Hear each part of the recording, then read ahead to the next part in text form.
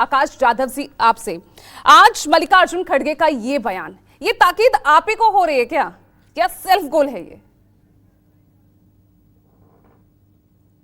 सभी दर्शकों को और देशवासियों को आपके माध्यम से दिवाली की हार्दिक बधाई देता हूँ। आवाज आ रही है पूजा जी?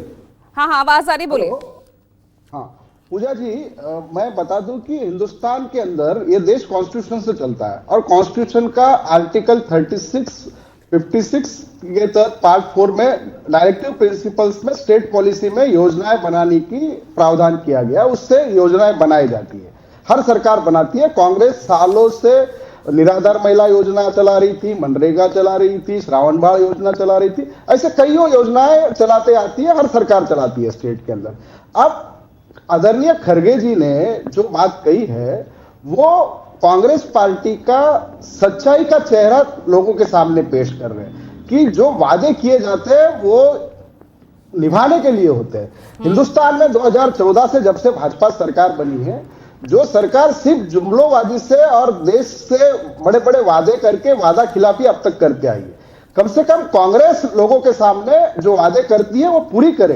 ये आदरणीय खड़गे जी का एक सबसे ज्येष्ठ नेता है, उनका कहना है। संदर्भ में उन्होंने ये बयान दिया, क्यों वो भड़के शिव कुमार पर?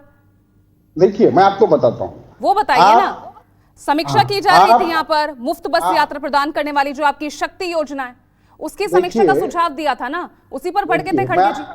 बिल्कुल पूजा जी, मैं आपको बता दूं, जो भी हमने महालक्ष्मी योजना लाई थी उसका प्रोग्राम बनाया था, उसका फाइनेंशियल तरतूद हमने की थी। हर योजना जो भी डिक्लेयर करते हैं आदरणीय राहुल गांधी या कांग्रेस पार्टी, उसके अंदर उसका एक नियोजन, एक प्रोग्राम बनाया जाता है 2 साल का, 3 साल का, उसका आर्थिक पूरी तरीके से नियोजन किया जाता है, फिर वो लोगों के सामने रखी जाती है। उसके उल्टा महाराष्ट्र के अंदर जितनी भी योजनाएं बन रही है, जैसी लाडली बहना योजना 2-4 महीने पहले लाई गई, कोई आर्थिक प्रावधान नहीं है, पैसा का कोई उसके अंदर ये नहीं है, कितने दिन चलेगी ये नहीं बताया गया, और कहां से पैसा आएगा ये भी नहीं बताया गया। सोशल जस्टिस का पैसा वर्ग हुआ, ट्राइबल डिपार्टमेंट का पैसा वर्ग हुआ, लोगों को तनख्वाह देने के लिए पैसे नहीं है, लोगों के MMRDA के पूरे पैसे निकाल लिए गए। तो इस तरीके से चुनावी जुमले की कह रहे हैं कि अब आप पूरी तरह से बेनकाब हो गए हैं। हिमाचल में भी यही हाल है, वहां पे भी आर्थिक हालात बेहद खराब स्थिति में पहुंच चुके हैं, कर्नाटक का भी वही हाल, सीधे तौर पर कह रहे हैं पूजा जी। आज ये हकीकत है, आपको इसको पूरे देशवासियों को सभी दलों को ये समझना जरूरी है। आज महाराष्ट्र के ऊपर 8 लाख करोड़ का कर्जा है, पर कैपिटा 80,000 रुपए का कर्जा हर लोगों पे है। तो कहीं ना कहीं इसका तालमेल करना और लोगों से सच बोलना, ये तो हर पॉलिटिकल पार्टी का दायित्व बनता है, लेकिन भाजपा ये कर नहीं रही है। भाजपा चुनावी जुमले बताकर इस देश को गुमराह करके लूटना चाहती है, सत्ता पाना चाहती है, और अपने लोगों को, अपने कुछ जो उनके मित्र हैं उन्हीं को फायदा पहुंचाने के लिए यह सरकार चलाई जा रही है। मैं आपको महाराष्ट्र के अंदर की कुछ बातें आपको रखना चाहूंगा। आज लाडली बहना योजना में 1500 रुपए दिए जा रहे हैं पूजा जी। आज मैं बता दूं कि किसान, हमारी बहनें किसान परिवार से आती है, आज सोयाबीन को 3800 रुपए भाव मिल रहा है, जबकि MSP आज उनको 10,000 मिलना चाहिए। कपास को आज 4,000 का भाव मिल रहा है। तो आप एक तरफ से तो हमारी बहनों को लूट रहे हैं, उनके परिवार को। GST से आप पे सवाल कर रहे हैं, कर्नाटक पे, हिमाचल पे, तेलंगाना पे, आप वापस महाराष्ट्र आ जाते हैं। अभी तो वहां की भी चुनावी घोषणा होना बाकी है ना। आप कर्नाटक में पहले जवाब दे दीजिए ना, जो सवाल खड़े किए हैं। तो आर्थिक स्थिति खराब है या नहीं है, आकाश जी बताइए। हमारे नेता, सर्वोच्च नेता, हमारे राष्ट्रीय अध्यक्ष, इन्होंने ही सरकार को बोला है कि जो वादा किया है वो निभाना पड़ेगा। और बिल्कुल हम भाई, आप महाराष्ट्र का 8 लाख करोड़ का बजट यहाँ पर जो कर्ज है वो आप यहाँ दिखा रहे हैं, कर्नाटक पर भी तो है, करीब 6 लाख करोड़ का कर्ज कर्नाटक पे भी है। वही मैं आपको बता रहा हूं कि इसका तालमेल बना के योजना लोगों तक डिलीवर की जाए, यही हमारे राष्ट्रीय अध्यक्ष ने किया है, बोला है।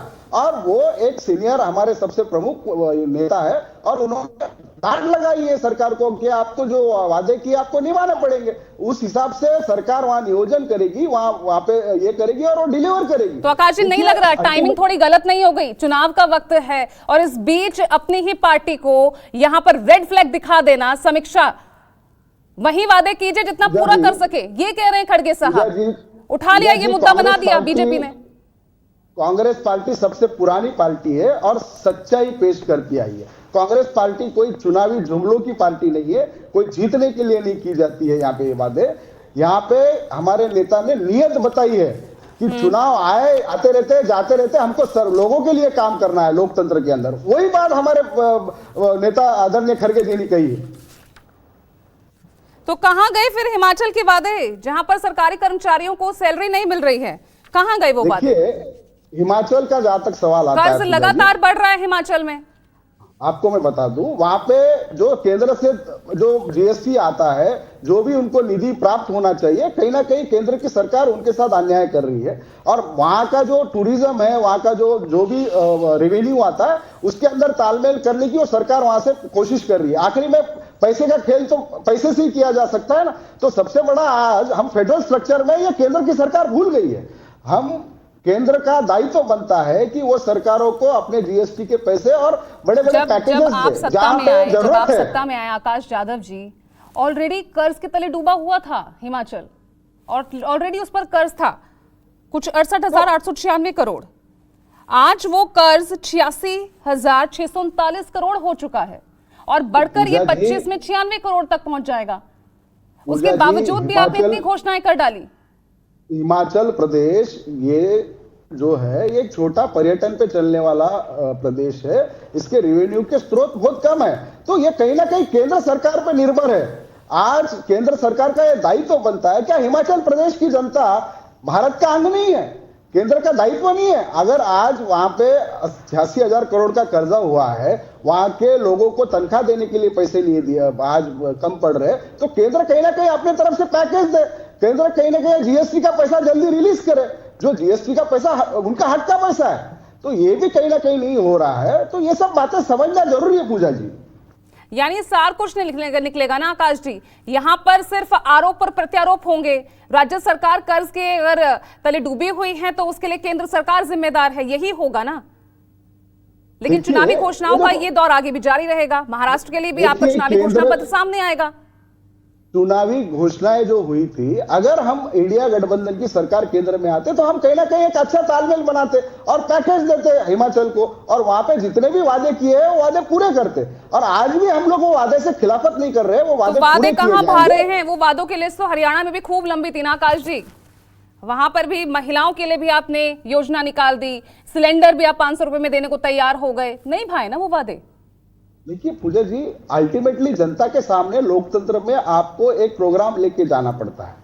लोग उसको स्वीकारते नहीं स्वीकारते ये अलग बात है, लेकिन आप अगर प्रोग्राम नहीं देंगे जनता को, तो लोगों के सामने लोकतंत्र में जाने का कोई मतलब नहीं है। हमें लोकशाही में, लोकतंत्र में तो हम लोगों के लिए काम कर रहे हैं। चुनाव किस लिए लड़े जाते हैं? लोगों के हित के लिए लड़े जाते हैं। और इसलिए चुनावी घोषणाओं का अंबार खड़ा कर दिया जाता है, और इसलिए खड़गे जी कह रहे हैं भैया उतना ही वादा करो। भड़क रहे थे ना शिव कुमार पे, उतना ही वादा करो। आपके कर्नाटक को देख के ही 5 गारंटीज महाराष्ट्र में भी लागू करने वाले थे वो, इसलिए भड़क उठे थे ना आरपी सिंह जी।